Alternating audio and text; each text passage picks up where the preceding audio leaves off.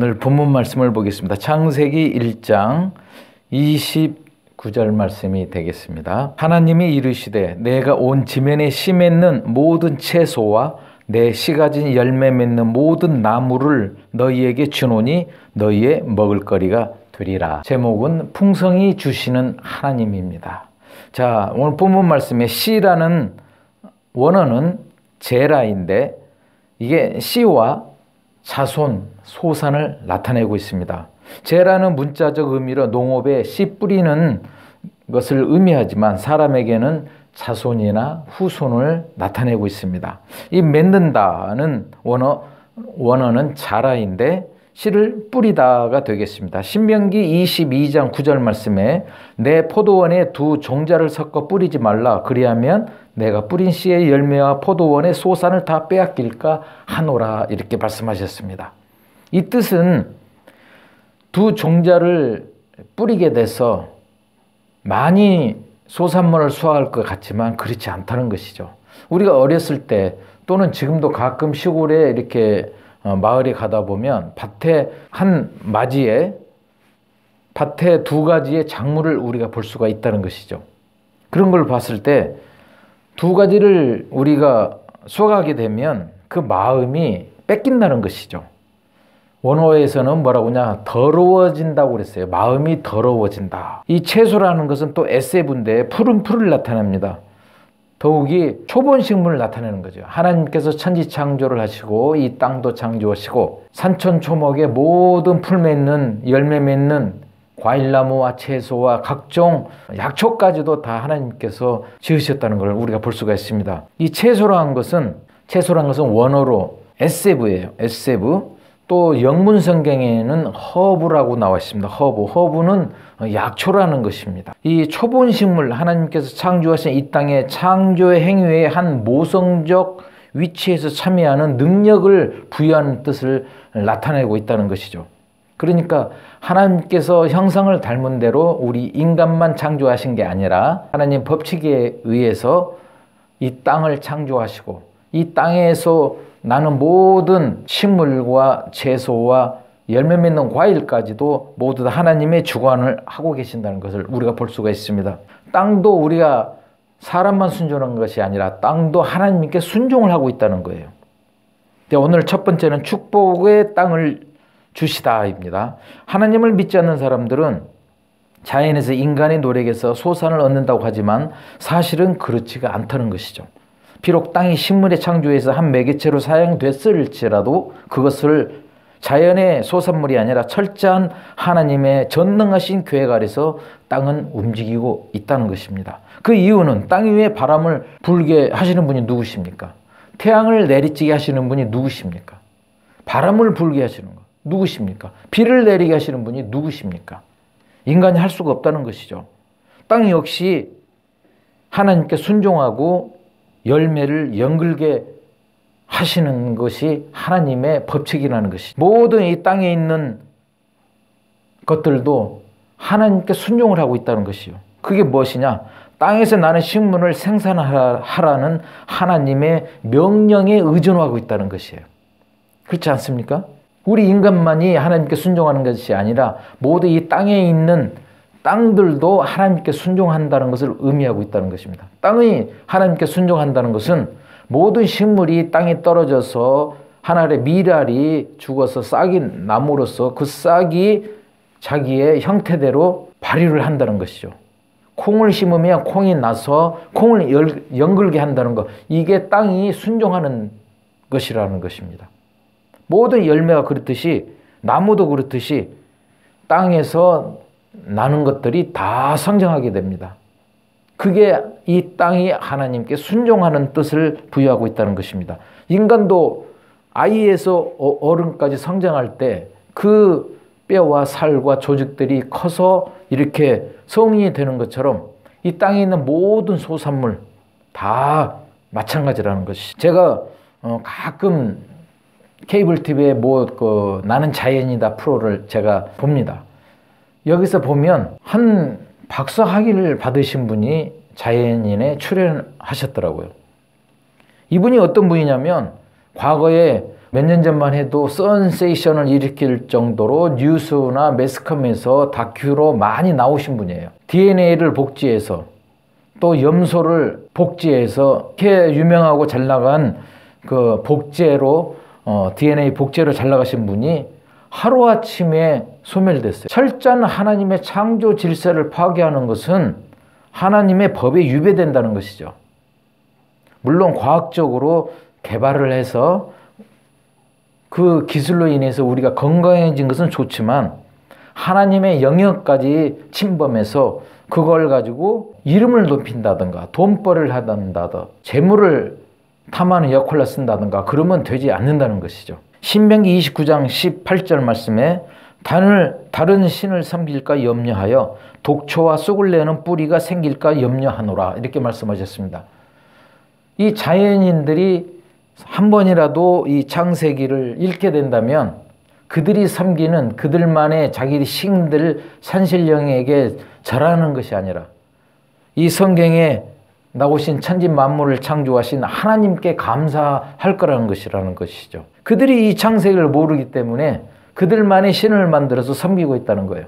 약초를 캐고 또 버섯을 캐고 또 과일을 따고 채소를 재배해서 먹고 이런 자연인들이 하나님의 감사함을 모르고 살아가고 있다는 것이 참 안타까울 수가 없다는 것이죠.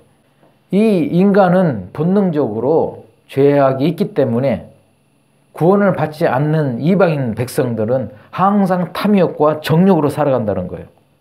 항상 많은 것을 추구하고 가지려고 하는 거예요. 독초와 쑥을 내는 뿌리가 생길까 염려하노라. 독버섯이 있다는 거죠. 식용버섯도 있지만 독버섯도 있어요. 말라기 3장 10절 말씀에 너희는 모든 11조를 창고 안으로 가져와 내 집에 먹을 것이 있게 하라. 하늘의 창들을 열어 너에게 복을 쏟아 부어 주겠으니 이렇게 말씀하셨습니다. 우리가 물질만 하나님께 드린 것이 아니잖아요. 그렇죠? 회사나 자영업을 하신 분들은 그 이익을 남기면 그걸로 드리는 것이 11조입니다. 또 감사해요. 또 농부들과 각종 채소와 작물을 재배하신 분들은 또 그 소산물을 드리는 것입니다. 오늘이 무엇입니까? 오늘이 추수감사주일이 아닙니까? 이렇게 감사의 소산물을 얻게 되니까 기쁨으로 우리가 하나님께 드리는 것입니다. 이 재물이라는 것은 부를 나타내며 재산과 자산을 나타내는 거예요. 원어는 혼이라는 것입니다. 이 소산물은 곡식의 형태로든 열매의 형태로든 농작물에 대해 말씀하고 있다는 것이죠. 잠언서 28장 3절 말씀에 가난한 자를 학대하는 가난한 자는 곡식을 남기지 아니하나 폭우 같으니라 이렇게 말씀하셨어요.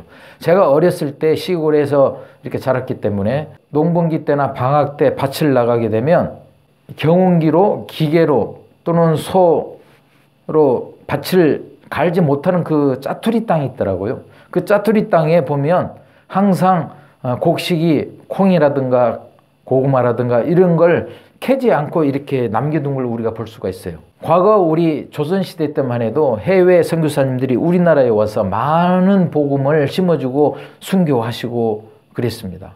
어떻게 우리 조상들이 그렇게 성경적인 내용을 가지고 농사를 했는지 참 감사할 뿐이라는 것이죠. 하나님께 감사하게 되면 우리가 복을 받습니다. 우리가 복을 받아요.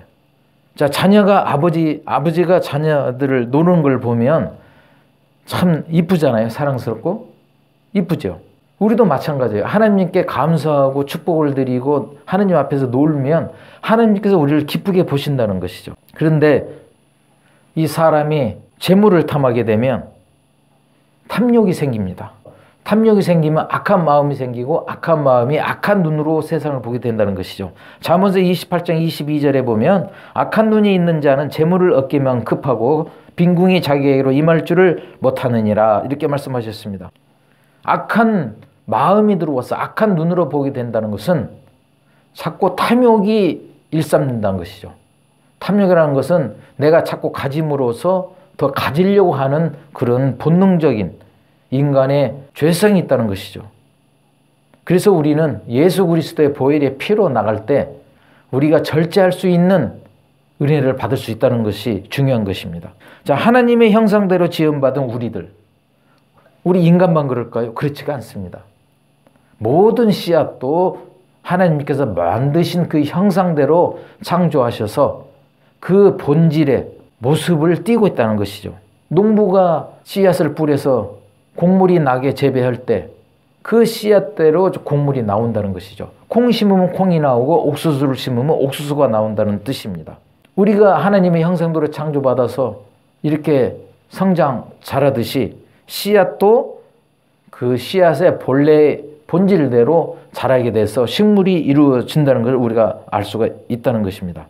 자, 두 번째는 교만하면 징계를 주신답니다. 믿음의 조상인 아브람도 가나안 땅이 기근으로 힘들어지자 애굽에 가서 살았습니다. 그 후에 네게브와 헤브론에 가서 살았지만 애굽이란 지역도 하나님께서 손안에 두시고 적절하게 사용하신다는 것입니다. 요셉이 애굽으로 가서 파라오의 왕 신임으로 장관이 되었다는 것이죠. 하나님의 지혜로 백성들에게 신임을 얻었다는 것입니다. 물론 요셉이 누명을 쓰고 감옥에 들어갑니다. 술 만든 관원장과 떡 만든 관원장을 만나게 됩니다. 물론 거기서 하나님의 계시로 인해서 요셉이 그들을 꿈을 해몽해주고 몇 년 있다가 그 복직이 돼서 한 사람은 죽고 한 사람은 다시 이제 그 자리를 수행을 해 나갑니다. 요셉도 마찬가지입니다. 요셉도 복직이 된 것입니다. 철저한 요셉은 하나님과 함께하는 사람이기 때문에 하나님의 지혜가 요셉에 임한 것을 알 수가 있습니다. 지금으로 말하자면 요셉은 장관과 같은 그런 직책에 있었습니다. 굉장히 높은 지역이죠. 높은 위치에 있습니다. 하나님께서 애굽의 땅을 사용하시는 겁니다. 기근과 가뭄으로 인해서 땅이 황폐해지고 모든 곡물이 나지 않는 그런 환경에 접하게 됩니다. 땅이 황폐해지고 백성들은 이제 소산물이 없어서 먹을 것이 없게 됐다는 것이죠. 자, 애굽에서 종살이하는 이스라엘 백성들이 힘들지만 먹는 것은 풍족하게 먹었다는 것이에요. 그렇지만 하나님께 감사를 드리지 않았어요. 원망과 불평만 나타냈다는 것이죠. 감사함이 사라졌다는 것이죠. 그래서 하나님께서는 징계로 벌을 내리시는 거예요. 땅을 황폐하게 하시는 거예요. 요셉이 하나님의 계시를 받고 이스라엘 백성들의 모든 땅을 다 사버립니다. 씨앗까지도 다 사버립니다. 그러고 나서 다시 가뭄이 찾아왔을 때, 살기가 어려웠을 때, 이 이스라엘 백성들은 남는 것이라고 해서는 자기 몸뚱이밖에 남지 않았습니다. 자기 몸뚱이로 일을 해서 노동을 취해서 이제 그 대가를 받는 그런 시기가 왔다는 것이죠. 그럴 때 요셉이 그들에게 나타나서 하나님의 계시로 말씀을 합니다. 너희 땅과 모든 씨앗은 내가 다 샀노라. 내가 이제 나눠주는 이 씨앗으로 너희가 작물을 재배해서 5분의 1은 파라오 왕에게 상납하고 나머지 5분의 4는 너희들이 먹고 마셔라. 너희 어린 자녀까지 양식이 되게 하라. 그 종자씨도 너희들이 보관하라. 이렇게 농지법을 발표했습니다. 요셉이 농지법을 만들어서 발표했다는 거예요. 하나님께서 지혜로운 요셉을 통해서 이스라엘 백성을 구원하시라는 계획이 이미 책정이 되어 있다는 것이죠. 오늘날에도 보면 많은 농부들이 자기가 씨앗을 심어서 자기가 가꾸는 걸로 착각하고 있습니다. 그것은 무에서 유를 창조하듯이 씨앗이 없는 무에서 농부가 씨앗을 만들 수가 있습니까? 만들 수가 없습니다. 조상 대대로 씨앗을 종자씨를 전수받아서 그 씨앗으로 지금까지 오늘날까지 곡식을 재배하고 있다는 것이죠. 자기가 주인이면, 농부가 주인이면 농부가 비를 내리게 하고 햇빛도 내리쬐게 하고 바람도 불게 해야죠. 그렇게 하지 못하잖아요. 물론 과학의 발달로 화학적인 기능을 사용해서 비행기로 물질을 뿌려서 비를 내리게 할 수는 있습니다. 그렇지만 그건 일부예요. 전 세계의 땅덩어리에 작물을 어떻게 인간이 하나님처럼 할 수가 있겠습니까? 할 수가 없다는 것이죠. 요셉을 통해서 이스라엘 백성의 마음을 정비하는 거예요. 장차 모세를 통해서 이스라엘 백성들을 애굽에서 빼내기 위한 그런 계획을 하셨다는 것이죠. 요셉은 이스라엘 백성에게 말합니다. 창세기 47장 23절에서 24절 말씀. 요셉이 백성에게 이르되 오늘 내가 바로를 위하여 너의 몸과 너희 토지를 샀노라. 여기 종자가 있으니 너희는 그 땅의 뿌리라. 추수의 5분의 1을 바로에게 상납하고 5분의 4는 너희가 가져서 토지의 종자라도 삼고 너희 양식으로도 삼고 너희 가족과 어린 아이의 양식으로도 삼으라. 이렇게 말씀하셨어요. 하나님께 함께한 요셉은 애굽의 새로운 농지법뿐만 아니라 지혜로운 하나님의 계시로 말미암아 이스라엘 백성들을 보살피는 겁니다. 창조의 원리인 땅의 법칙을 이용하는 것이죠. 물론 어려운 고난이 다가올 때도 있습니다. 그럴 때마다 욕심을 부리지면 안 된다는 것이죠. 탐욕을 부리면 안 된다는 것이에요. 하나님께서는 대를 위해서 소를 잃게 하시는 분입니다. 자, 우리가 예를 들어볼까요? 여름에 태풍이 옵니다. 아니, 알라리 곡식들이 잘 익었는데 태풍이 옴으로써 모든 곡식들이 넘어지고 다 물에 잠기고 피해를 보게 됩니다. 우리가 뉴스에서 보면 그런 걸 흔히 볼 수가 있다는 것이죠. 그렇지만 넓게 보면은 대를 위해서 소를 잃게 하시는 분이에요. 가령 우리 마을에 시냇가가 오염이 됐어요. 악취가 납니다. 자, 비가 많이 와서 홍수가 와서 떠내려갑니다. 그 뒤에는 어떻게 되나요? 깨끗합니다. 냄새도 안 나고 정화가 돼서 깨끗합니다. 오염된 바다를 뒤에 엎어서 정화시키는 기능을 하는 게 태풍이라는 것이죠. 우리가 눈을 더 시야를 넓게 보면 그 숨은 그 속에 진리가 있다는 거예요. 진리가. 작은 것을 잃었다고 원망할 것이 아니라 더욱더 감사를 드리라는 것이 크리스찬은 중요하다는 것이에요. 시편 50편 23절 말씀에 감사로 제사를 드리는 자가 나를 영화롭게 하나니 그의 행위를 옳게 하는 자에게 내가 하나님의 구원을 보리라. 이건 아삽의 시예요. 농산물을 소산물을 받으면 그걸 감사함으로 우리가 먹잖아요. 먹음으로써 또 감사로 드리는 거예요. 아버지께. 직장인은 직장인대로 드리고 자영업자는 자영업자로 드리고 학생은 학생답게 드리고 또 농부는 농부답게 드리고 이게 하나님의 순리라는 것이죠. 자, 세 번째는 감사는 구원의 약속이다. 하나님의 구원은 원어로 예시합니다. 이 뜻은 구출과 구주, 번영, 승리를 나타내고 있습니다. 감사는 토단데 감사는 찬송으로 고백하다 하게 되겠습니다. 이 감사로 제사를 드리는 자가 나를 영원하게 한다. 그 행위를 옳게 하는 자에게 하나님의 구원을 보이리라. 이렇게 아삽의 시처럼 감사로 제사를 드리는 것이 우리가 하나님께 순종하는 뜻을 포함하고 있다는 것입니다. 자, 다윗이 하나님의 도우심으로 바알보라심에서 블레셋의 군대를 몰살시키고 전쟁에서 승리했습니다. 하나님과 함께하기 때문에 하나님의 괴를 빼앗아 기쁨으로 감사의 찬양을 드렸어요. 얼마나 기쁜 나머지 자기 옷이 벗어지는 것도 몰랐습니다. 그의 아내는 비웃었습니다. 사무엘상하 6장 5절 말씀에 다윗과 이스라엘 온 족속은 잣나무로 만든 여러 가지 악기와 수금과 비파와 소고와 양금과 죄금으로 여호와 야훼 앞에서 연주하더라. 이 연주라는 것은 원어로 사악한데 웃으며 놀다 이 뜻입니다. 웃으며 놀다. 자녀가 노는 모습을 보면 얼마나 이쁩니까? 부모가 자기 자녀의 사랑하는 자녀가 막 노는 거예요. 막 웃으면서 깔깔거리고 노는 거예요. 얼마나 기쁩니까? 우리 인간도 마찬가지라는 거죠. 우리 인간도 하나님 앞에서 감사의 찬양을 드리고 입술로 고백하고 감사함으로 우리가 노는 것을 보면 하나님께서 기뻐하신다는 거예요. 하나님 앞에 이렇게 감사를 드린 거예요. 한 25년 전만 해도 교회에서 연주를 하고 드럼을 치고 이러면 이단이란 소리를 들었잖아요. 이 성경에 나와 있어요. 다윗이 악기로 연주했잖아요. 재금을 치고 막 이렇게. 물론 다윗이 치지는 않았습니다만 그 기능이 있는 자들이 하나님 앞에 헌신 봉사하는 거 아닙니까? 감사로 찬양 드린 거예요. 오늘날 가물가물해져가는 하나님의 그 크신 사랑을 우리가 잊어서는 안 된다는 것입니다. 하나님의 그 구원의 역사, 우리를 구원해 주는 역사, 예수 그리스도께서 이 땅에 오셔서 나의 죄를 대신 피로 값으로 우리를 사신 게 아닙니까?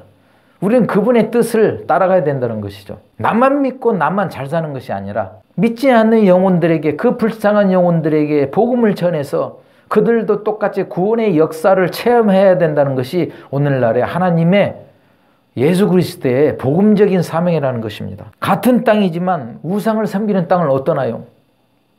복음이 우리 남한보다 북한이 먼저 복음이 들어갔습니다. 1950년대 이전만 해도 잘 살았죠. 남한보다 잘 살았습니다. 오늘날을 보십시오. 모든 기독교인을 핍박하고 교회를 불지르고 성경책을 불태우고 북한 정권이 우상을 섬기기 때문에 가장 못 사는 나라가 되었습니다. 하나님의 벌을 받고 있습니다.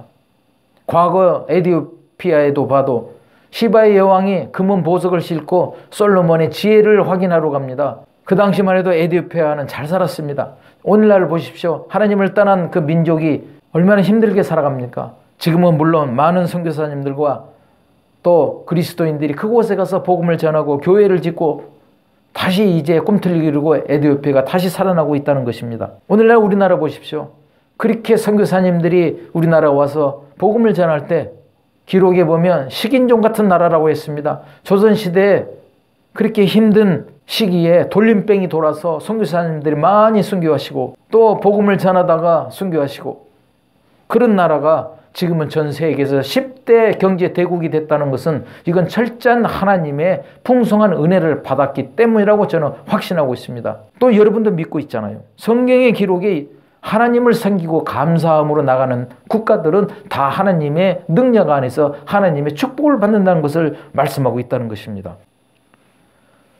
그 은혜로 우리나라는 그리스도인이 1000만이 넘는 그리스도인이 있고 수만의 교회들이 있습니다. 나라를 위해서 기도하고 국가를 위해서 기도하고 믿는 영혼과 믿지 않는 영혼들을 위해서 기도하는 이 대한민국 얼마나 살기 좋은 국가가 됐습니까? 우리는 하나님의 말씀으로 살아가는 축복과 은혜요 감사함으로 우리가 주님께 드림으로써 하나님의 풍성한 은혜와 축복을 받는 것이 우리의 소명인 것입니다. 인간의 노력으로 안 될 때는 하나님께 기도하시고 그분을 의지하며 우리에게 생명 되시고 구원 되시고 축복 주시는 만물의 주인이신 만물의 임금이신 하나님을 경외하며 감사의 결실의 열매를 아버지께 드리는 우리 모두가 돼야 됩니다. 감사는 구원의 약속뿐만 아니라 우리가 예수 그리스도께 드리는 감사의 행위, 아버지께 노는 모습을 보여드리는 그런 저와 여러분이 되시길 간곡히 부탁드립니다. 기도하겠습니다.